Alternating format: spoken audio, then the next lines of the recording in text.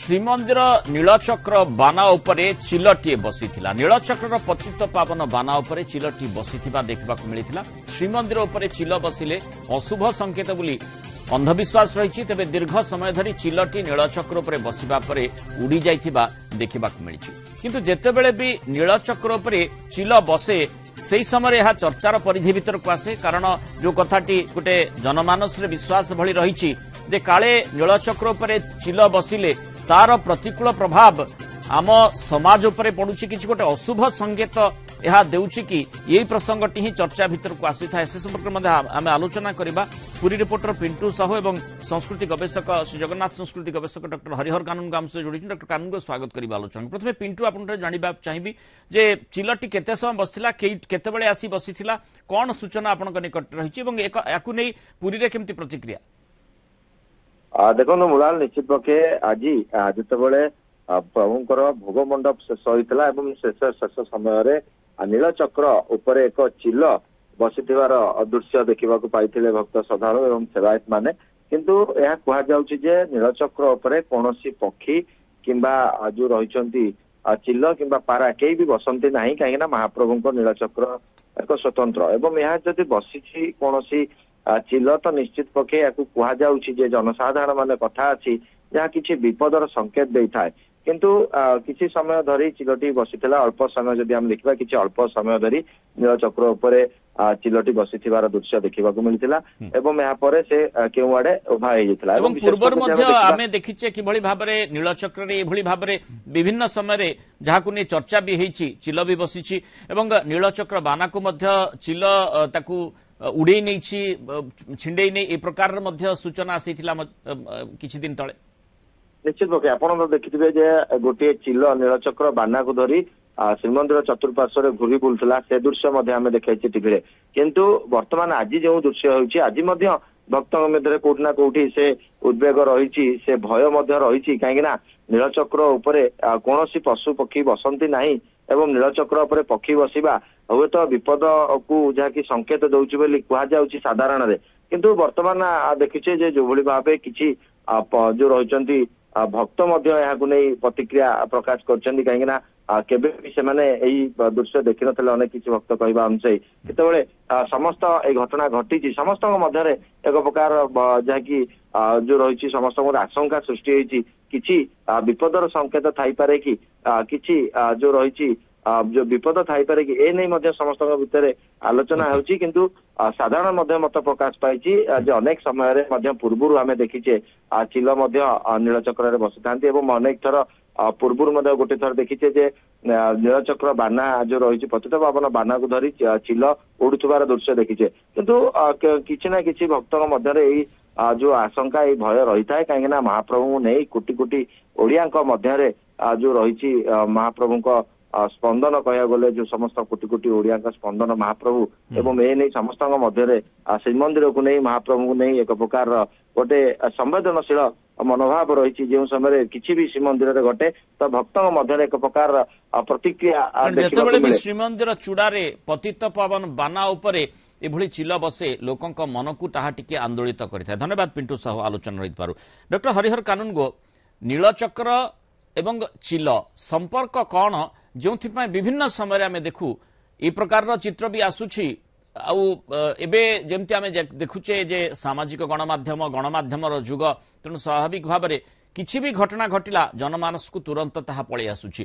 तेणु किंतु मुख्य कथा होछि जो प्रसंगटी उपर आम चर्चा करुछे ये कौन गोटे अशुभ संकेत कि गोटे विपदर सूचकांक कि?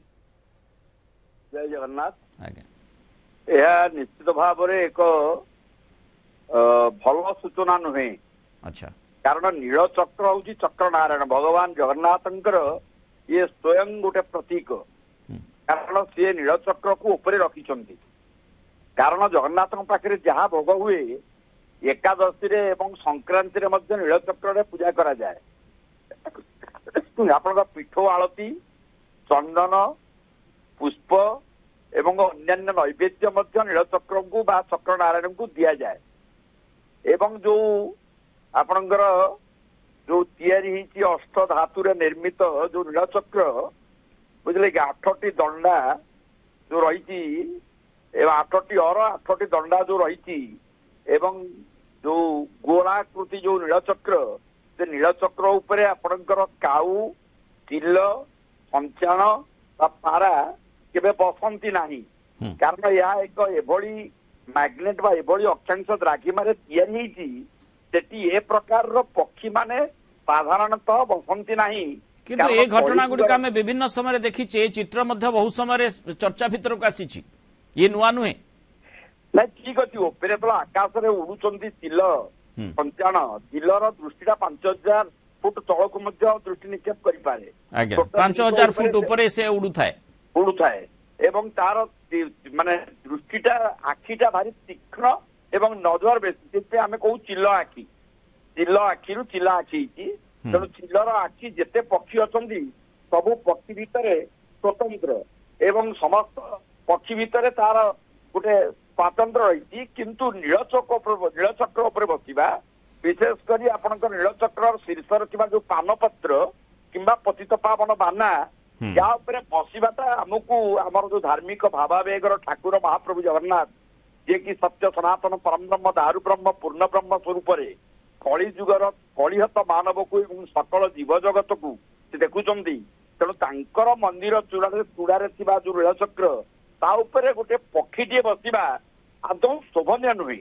ଏ ବାବଦରେ ଶାସ୍ତ୍ରରେ କିଛି ବା ଆମର ଧର୍ମୀୟ ଗ୍ରନ୍ଥରେ କିଛି ବର୍ଣ୍ଣନା ରହିଛି କି, ଯେ ଏଭଳି ଯଦି ପକ୍ଷୀ ବସେ ତାହେଲେ କିଛି ହେବ କି, ଏ ପ୍ରକାରର କୌଣସି ସୂଚନା ରହିଛି କି? ଆପଣଙ୍କର ଯଦି ନୀଳଚକ୍ରର ପତିତ ପାବନ ବାନାକୁ ଯଦି ଚିଲ ନେଇଯାଏ ବା କୌଣସି ପକ୍ଷୀ ନେଇଯାଏ, ଏପରିକି ଆପଣଙ୍କର ଶାଗୁଣା ତ କେବେ ଆସିବ ନାହିଁ। ଆଜ୍ଞା, ସେ ମଧ୍ୟ ବିଲୁପ୍ତ ପ୍ରାୟ, ଶାଗୁଣା ବିଲୁପ୍ତ ପ୍ରାୟ। ତେଣୁ ଏଇ ଚିଲ ମାନେ ହିଁ ଆସୁଛନ୍ତି। ଆପଣ ଜାଣିଛନ୍ତି କାଉ ମଧ୍ୟ ଶ୍ରୀମନ୍ଦିର ବେଢା ଭିତରକୁ ଆସିପାରେ ନାହିଁ। ଆପଣ ଚାରିଆଡେ ଅନ୍ନ ମହାପ୍ରସାଦ ପଡିଥିବ, କିନ୍ତୁ ସେଗୁଡିକୁ ଖାଇବା ପାଇଁ କେବେ ହେଲେ କାଉ ମାନେ ଆସନ୍ତି ନାହିଁ, କାରଣ ସେମାନଙ୍କୁ ବାରଣ କରାଯାଇଛି। ତେଣୁ ଚିଲ ମଧ୍ୟ ସେଇଭଳି ଏକ କଞ୍ଚାଣ ଭଳି, କାଉ ଭଳି ଏକ ପକ୍ଷୀ, ଯିଏକି ଉଡିକିରି ସେଇ ଜାଗାରେ ବସିବାର ତାର ବିଧି ନାହିଁ, ବିଧାନ ନାହିଁ କି ପରମ୍ପରା ନାହିଁ। ଏ କଥା ଆପଣ ସବୁ ଶାସ୍ତ୍ରରେ ଉଲ୍ଲେଖ ଅଛି।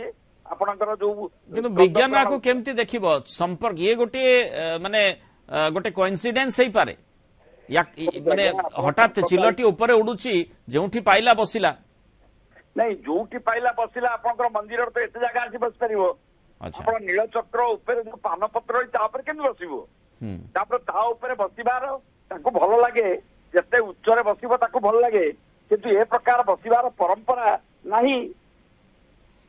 ତେଣୁ ୟାକୁ ନେଇ ଆଶଙ୍କା ଲୋକଙ୍କ ମନରେ, ସେଇଥିପାଇଁ ବୋଧହୁଏ ଉଦ୍ରେକ ହେଉଛି ଯୋଉ ମାନେ ଶାସ୍ତ୍ର କଥା ଆପଣ କହୁଛନ୍ତି ବା ଯୋଉଭଳି ଭାବରେ ଧର୍ମୀୟ ଗ୍ରନ୍ଥ ରହିଛି ସେଥିରେ ବୋଧହୁଏ ବର୍ଣ୍ଣନା ରହିଛି, ଯୋଉଥିପାଇଁ ଲୋକଙ୍କ ମନକୁ ଏଭଳି ଯେତେବେଳେ ଚିତ୍ର ସେମାନେ ଦେଖୁଛନ୍ତି ବିଭିନ୍ନ ପ୍ରକାର ଶଙ୍କା ଆଶଙ୍କା ଆନ୍ଦୋଳିତ କରୁଛି।